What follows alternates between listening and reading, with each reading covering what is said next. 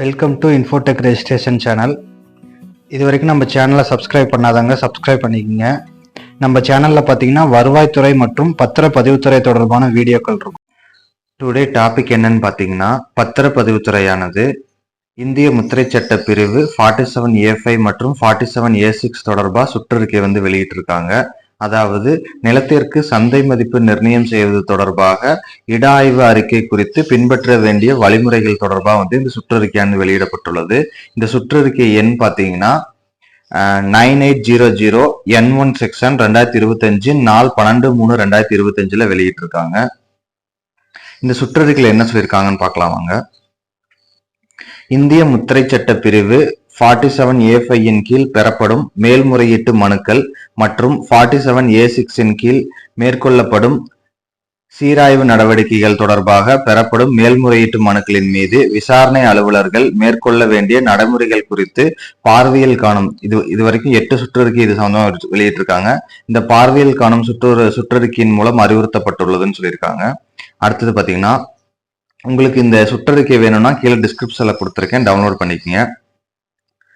அதன் தொடர்ச்சியாக இந்திய முத்திரை சட்ட பிரிவு 47A5 மற்றும் 47A6 இன் கீழ் சொத்தின் சந்தை மதிப்பை நிர்ணயிக்கும் பொருட்டு பதிவுத்துறை தலைவர், அதாவது அவர் தான் பதிவுத்துறையில முதன்மையானவர்.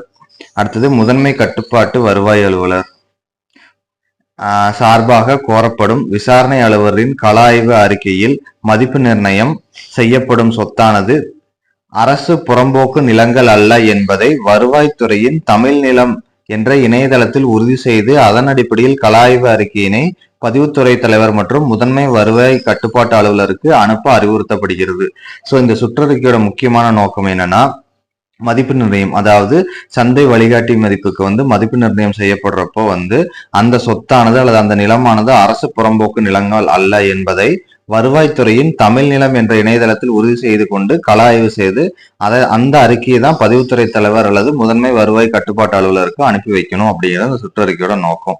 அடுத்தது பாத்தீங்கன்னா, பார்வை 8 குறிப்பிடப்பட்டிருக்கும் சுற்றறிக்கை மதிப்பு நிர்ணயம் செய்யப்படும் சொத்தின் பிரஸ்தாப புல எண் மற்றும் சுற்றுப்புல எண்கள், ஆவணத்திற்குரிய முந்தைய 5 வருட விற்பனை புள்ளி விவரங்கள் மற்றும் ஆவண பதிவிற்கு பிந்தைய 2 வருட விற்பனை புள்ளி விவரங்கள் வில்லங்க சான்றின் அடிப்படையில் பரிசீலனை செய்து அனுப்பிட அறிவுறுத்தப்பட்டுள்ளது. அதாவது எந்த சர்வே நம்பருக்கு, பிரஸ்தாப சர்வே நம்பர்னா எந்த சர்வே நம்பருக்கு நம்ம மதிப்பு நிர்ணயம் பண்ண விரும்புகிறோமோ அந்த சர்வே நம்பருக்கும் அதை சுற்றியுள்ள சுற்றுப்புற எண்ணிற்கு ஆவணப்பதிவு நடந்திருந்தா அந்த ஆவணப்பதிவிற்கு முந்தைய 5 ஆண்டுகளுக்கு விற்பனை புள்ளி விவரத்தையும் அந்த ஆவணப்பதிவிற்கு பின் 2 ஆண்டுகளுக்கான விற்பனை புள்ளி விவரங்களையும் வில்லங்க சான்று அடிப்படையில் பரிசீலனை செய்து அனுப்பி வைக்க சொல்லியிருக்காங்க. அவ்வாறு பரிசீலிக்கப்படும் நிகழ்வில் பிரஸ்தாப புல எண்ணா கரண்ட் சர்வே நம்பர், எந்த சர்வே நம்பருக்கு நம்ம மதிப்பு நிர்ணயம் பண்ணணுமோ அந்த சர்வே எண், நீதிமன்ற வழக்குகளோ அல்லது நில மோசடி வழக்குகளோ கண்டறியப்படி அந்நிகழ்வு குறித்த விவரங்களை மதிப்பு நிர்ணய கள ஆய்வு அறிக்கையில் தவறாது தெரிவிக்க வேண்டும் சொல்றாங்க. அது மட்டும் இல்லாம நம்ம எந்த நம்பருக்கு வேல்யூ பிக்ஸ் பண்ண விரும்புறோமோ, அதாவது மதிப்பு நிர்ணயம் பண்ண விரும்புறோமோ அந்த எண்ணிற்கு நீதிமன்ற வழக்குகள் ஏதாவது நிலுவையில் இருந்தாலோ அல்லது நில மோசடி தொடர்பான வழக்குகள் ஏதாவது நிலுவையில் இருந்தாலோ அது தொடர்பான விவரங்களையும் கட்டாயமா கள ஆய்வாளர் அறிக்கையில குறிப்பிடணும் அப்படின்னு சொல்லியிருக்காங்க. மேலும் இனிவரும் காலங்களில் தயாரிக்கப்படும் கள ஆய்வு அறிக்கையில் விசாரணை அலுவலர்கள் மேற்காணும் அறிவுரைகளை தவறாது பின்பற்றுமாறு தெரிவிக்கப்படுகிறது. கவனக்குறைவு அறவே தவிர்க்கப்பட வேண்டும் எனவும் இதில் தெரிவிச்சிருக்காங்க. மேலும் இந்த சுற்றறிக்கையானது பெற்றுக்கொண்ட 1 வார காலத்திற்குள் அனைத்து மாவட்ட பதிவாளர் நிர்வாகம் சம்பந்தப்பட்ட துணை பதிவுத்துறை தலைவர்களுக்கு வழங்கிடவும், துணை பதிவுத்துறை தலைவர்கள் பதிவுத்துறை தலைவருக்கு ஒப்புதல் வழங்கணும். இந்த சுற்றறிக்கை கிடைச்சிருச்சுன்னு ஒப்புதல் பதிவுத்துறை தலைவருக்கு அனுப்பி வைக்கணும் அப்படின்னு இந்த சுற்றறிக்கையை சொல்லியிருக்காங்க. உங்களுக்கு இந்த சுற்றறிக்கை வேணும்னா கீழே டிஸ்கிரிப்ஷன்ல கொடுத்துருக்கேன், டவுன்லோட் பண்ணிக்கங்க.